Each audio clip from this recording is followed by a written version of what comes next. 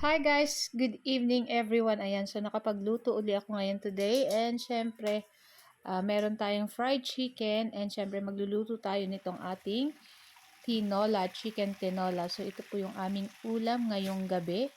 So kayo po ba guys, ano po ang inyong ulam? So ayan na nga. So tara na at samahan niyo po akong magluto and enjoy watching po. Ayan.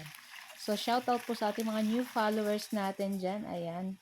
Konti na lang, mag na 9,600 na tayo. And konting-konti na lang, magte 10,000 followers na po tayo. So, ayan na nga, yung ating ulam today. So, masarap po ngayon ang may sabaw. Siyempre, hindi mawawala yung ating prito or fried chicken. Ayan. So, ayan yung ating mga sangkap, yung ating sayote, yung ating chicken, yung ating bawang, luya, sibuyas, paminta, at yung ating pampritong manok. Ayan, binabad na natin yan sa patis, kalamansi, bawang, paminta na may konting asin para malasa at mamaya i-coat natin yan ng ating breading mix at pagsasamahin natin ng ating harina. Ayan. So, nagpainit na tayo dyan sa ating pot ng mantika at pagkatapos nagisa na tayo dyan ng ating luya. Ayan. Syempre, inuuna natin yung ating luya pag ganito ang ating lulutuin. Pagkatapos isusunod natin dyan yung ating bawang.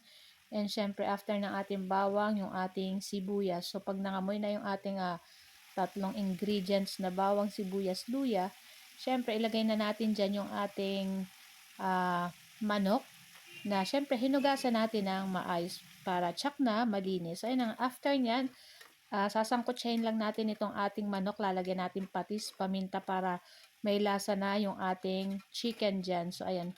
Hihintayin lang natin yung maluto-luto at pagkatapos maglalagay na tayo dyan ng tubig. So, kayo na pong bahalang mag-estimate kung gaano karaming tubig ang ilalagay nyo. Ayan. Sa akin tamang-tama lang ito. So, after nyan at malambot na rin yung ating chicken, lagay na natin dyan yung ating siling pangsigang na 2 piraso and yung ating sayote. Ayan. Kung may papaya po kayo, ayan, pwede din po yung ilagay dito sa ating tinola. Ayan. So, tikman lang natin kung tama na yung ating panglasa. So, nagdagdag pa ako dyan guys ng asin at konting patis kasi medyo matabang pa. At pagkatapos, syempre, inex na natin dyan yung ating dahon ng sili. Ayan. Kung may malunggay pa po kayo, ayan, mas maganda po yun. Maraming mga gulay. Ayan. So, halu-haluin lang natin. Ayan, ilang minuto lang ipapatay na rin natin yung ating apoy. Ayan. At mag-start na rin tayong prito ng ating fried chicken. So, ayan at magpapainit na tayo dun sa ating pot na maliit at para ma-deep fry natin yung ating chicken. Ayan, pig-coat ko lang yan guys sa ating harina at saka pinagsama ko yung ating breading mix na Tasty Boy. Ayan, kung tatry po kayo nun, masarap po yung Tasty Boy. Talagang malasang malasa pag pig-coat siya sa chicken. So, ako nilalagyan ko ng harina guys kasi tinimplahan ko na rin yung ating chicken so baka mapaalat naman. Ayan. So, para tamang-tama lang yung lasa. So, ayan, lulutuin lang natin yan guys ng side to side hanggang mag-golden brown.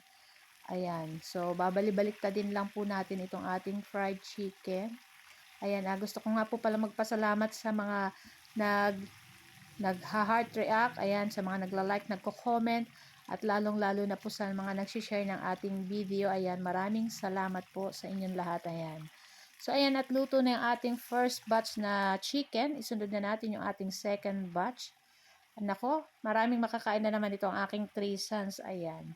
So, bukas may work na naman si Mamshi. Kaya, bukas hindi ko pa alam kung ano aking lulutuin. Minsan nakakapagod din po mag-isip kung anong lulutuin na magugustuhan ng ating mga anak. So, ayan na nga. At luto na yung ating second batch.